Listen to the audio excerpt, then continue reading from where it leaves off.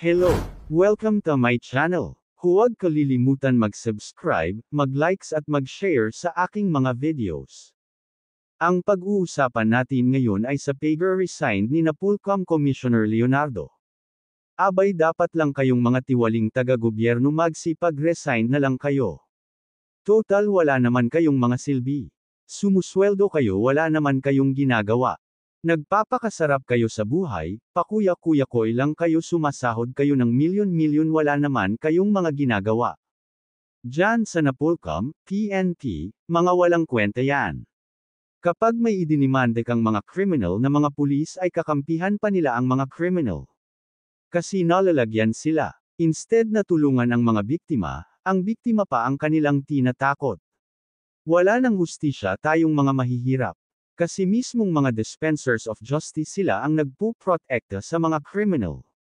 Mga walang hiyayan dyan sa Napulcom at Internal Affairs Service ng PNP. Tinatakot pa ng mga investigador ng Internal Affairs Service ng PNP ang mga kaanak ng biktima. Masyadong mga tiwali yan dyan sa Internal Affairs Service ng PNP at sa Napulcom. Parang ombudsman ang kinakampihan lagi nila ay ang mga nagkasala sa batas.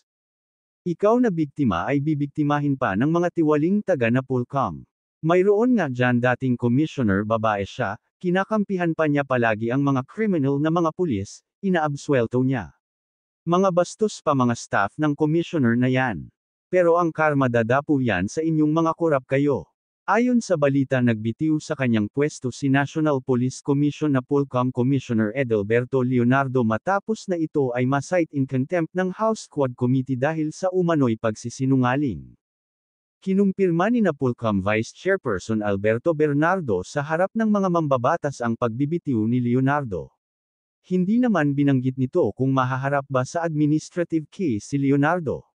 Dadag pa nito na kanyang kakausapin ang ilang mga commissioners at kanilang ipapaalam sa Office of the President sa pamamagitan ng kalihim ng Department of Interior and Local Government, DILG, kung sila ba ay magsasagawa ng administrative investigation. Magugunit ang inatasan ng Quad Committee na makulong sa Batasang Pambansa Complex sa lungsod ng Quezon si Leonardo matapos na itanggi nito ang pakikipagpulong bago ang pagpaslang sa 3 Chinese drug convict sa Davao Prison at Penal Farm noong Agosto taong 2016. Ang nasabing pagpupulong aniya ay naganap sa Davao City Criminal Investigation and Detection Group Office na dinaluhan noon ni Davao Prison and Penal Farm Chief Gerardo Padilla at retired Police Colonel Roy Inagarma pero nagmatigas si Leonardo at sinabing walang naganap na anumang pagpupulong. Hanggang dito na lang ang video na ito. Thank you for watching.